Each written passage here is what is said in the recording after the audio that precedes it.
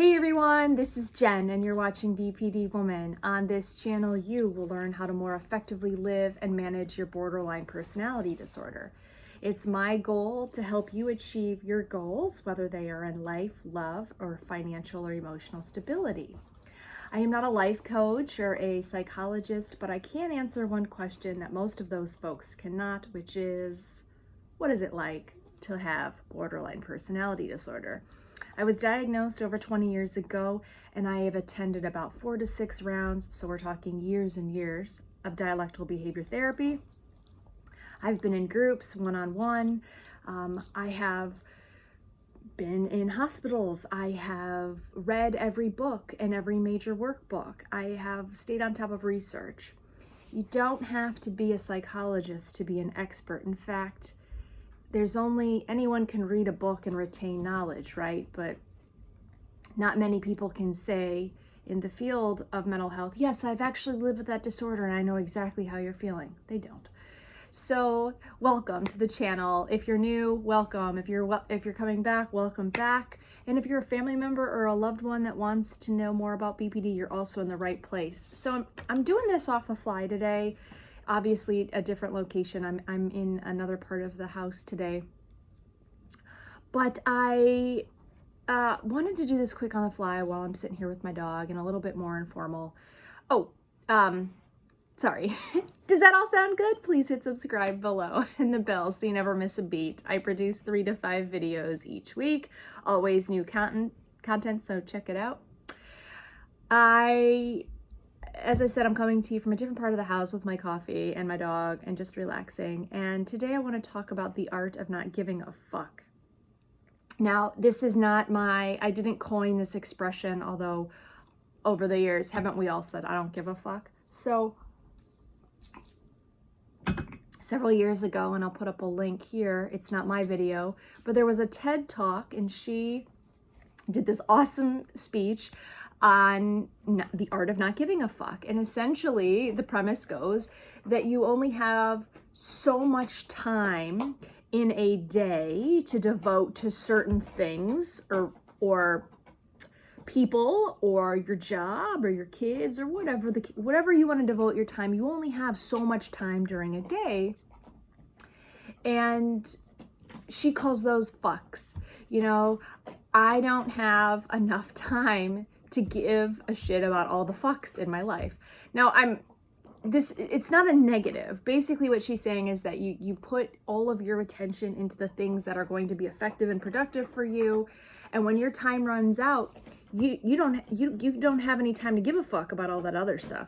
So I'll put up the link. Check it out.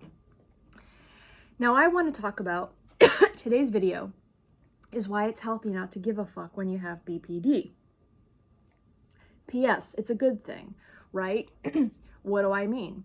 Well, so many things make up the worry cycle. So many things make up our catastrophizing. So many things make up for us our, is this going to happen? Is that going to happen? Will he leave me? Will she leave me? And they play into our lower self-esteem.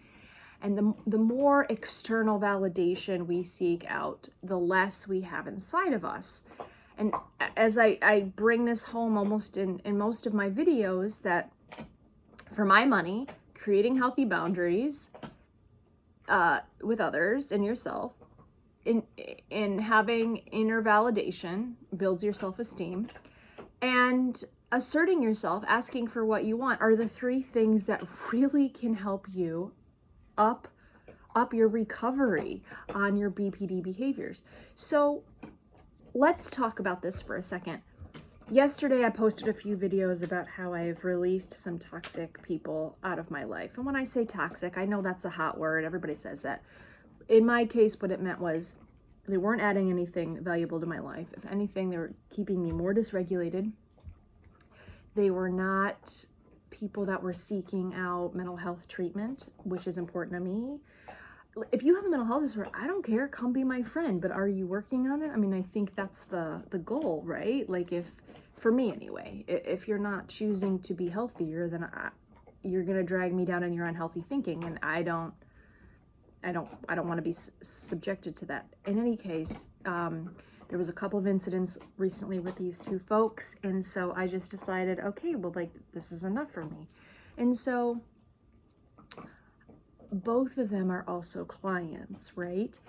And if you have work colleagues or you run a business and some of your clients are your friends, you can understand this dichotomy sometimes of why it can be hard to be friends with clients and some of the trouble that can get into. So I have ended these two relationships, essentially the personal aspect of them, but I have no problem maintaining a professional relationship. But then I started worrying last night, well, okay, what if they don't want to hire me anymore? And then I thought, well, you're going to have to find another way to make money. And then that got me kind of on this worry cycle. Well, what if this person doesn't want to hire me? And then what if I lose all this business? I'm going to become destitute. And oh my God, like my business is going to tank, right? This is called catastrophizing, expecting the worst, like fortune telling, right? I know what's going to happen in the future. I can just tell, and it's all a shitty outlook, right? And so, you wrap up in all this energy and it can take you away. And then there's this point where you're like, at least for me, okay, I can't worry about this anymore. Like it's just overwhelming me. I'm not getting anything done. It's not helpful. It's not productive. I don't want to feel shitty. And for the way that I snap out of it is like, well, I don't give a fuck. Now, that's not a negative thing. It's not a negative thing to say, I don't give a fuck about what's going to happen in the future. If anything, for me, it's a freeing thing. If you want to put a nicer bow tie on it, then I suppose you could say, I refuse to let these things overtake me. They're negative, they're not helping, and I have no idea what's going to happen in the future. For me, saying something, I don't give a fuck, or I can't control this, is very freeing. And that's what that TED Talk is about, that the art of not giving a fuck can be very freeing. There's only so many things that you can actually care about and devote your time to in a fully present manner, okay? And I don't want my energy, I've said this in other videos, you have to ask yourself, where do you want your energy to go for the day? What things do you want to get accomplished? Do you want to spend the day worrying? I used to. I don't want to anymore.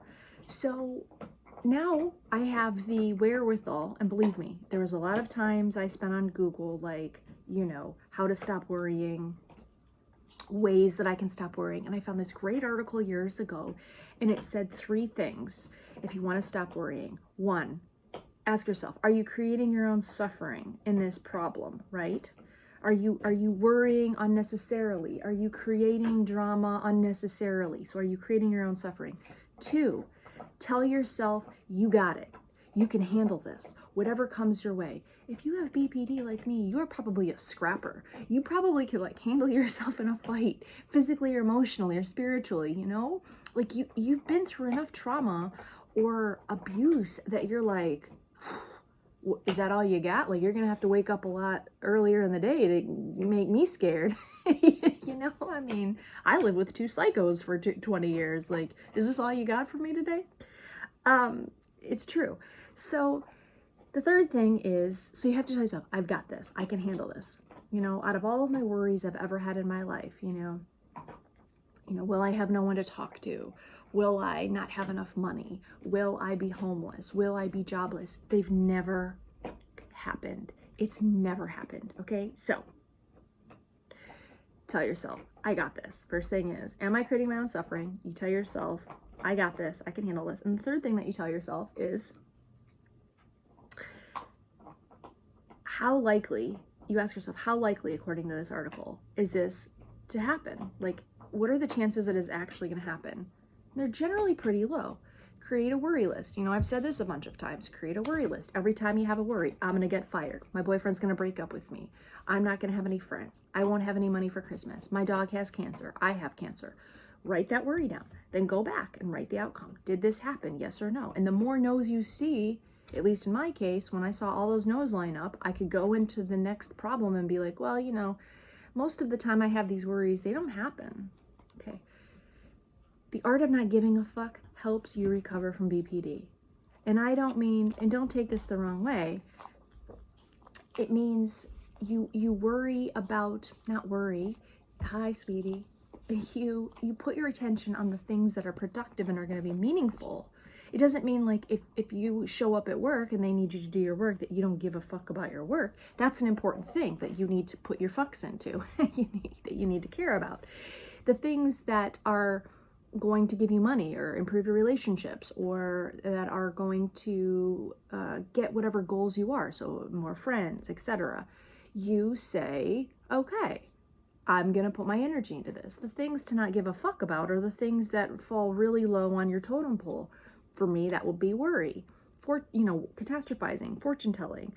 You have to just tell yourself, I'm doing the best I can. I've always done the best I can. And that's all. Think of all of the people in this world that have not given a fuck, that have stuck so close up their own ass to their self-validation. And look what came of them. And by no means am I comparing myself to these people, but excuse me, I'm looking at my notes here. No, by no means am I comparing myself to these people's accomplishments, but it is a mindset, right? Strength is a mindset. It doesn't matter if you sit in your house all day and you accomplish nothing. If you're strong in your mind, you're strong in your mind. If you go out and you lead a nation out of apartheid, like Nelson Mandela did, then you are very strong of mind. Think about how much he did not give a fuck and how he validated himself decade after decade. He was imprisoned for decades in a cell that by the United States standards is more than small. But he never gave up. I would have given up maybe on day 5. Okay, I'll tell you whatever you want. Just let me out of here, right? He never gave up. Validated himself. He believed in what he believed in. And he made a worldwide revolt. He changed a country, he became leader, right? Steve Jobs, Elon Musk, Bill Gates. Okay, so now I'm talking about tech people. Steve Jobs just didn't overnight become a guy that everybody ran out and bought his products. Now, I'm not talking about any of these people's, personality attributes. I'm just talking about how they didn't give a fuck and they stuck to what they needed to get what they wanted in life, okay? So for them, it was success, money, developing of products. When I'm talking about BPD, I'm talking about obtaining new goals, recovering from your maladaptive behaviors, etc. Steve Jobs was a fail for a long time. He was ousted from Apple at one point. Yeah, the company that he founded, he got fired from, right? He didn't, a lot of his first products, they didn't pop out at people. It was only later in his life was he a huge success, but he stuck up his own ass. He didn't give a fuck about what the haters said. And look what the revolution in the tech world. I'm recording this on an iPhone, okay? It's amazing. Bill Gates, same way. Look at him. Stuck to what he wanted. Didn't let the naysayers get him down. Oh, a computer, that's silly. Oh, that's silly. Who will ever use that? Well, everyone used that, right? Elon Musk. Oh, that's silly. You can't do private space travel. You can't do commercial space travel. I don't know. It looks like it's getting there. These people don't give a fuck. They stick to what they want, and without doubt, they have incredibly strong inner validation. So, the art of not giving a fuck doesn't mean that you're not being positive. It doesn't mean that you are not taking care of things in your life. In fact, it means the exact opposite. Not giving a fuck can be super positive, okay? Don't give a fuck about the little stuff. It doesn't matter. Just self-validate. It's inside you. Your stomach will tell you this is the right decision. My name is Jen. You've been watching BPD Woman. This has been a little short video today. Thanks for tuning in. As always, I'd love to hear your comments below, and consider subscribing. Until I see you next time, whatever you do, please be effective. Bye-bye.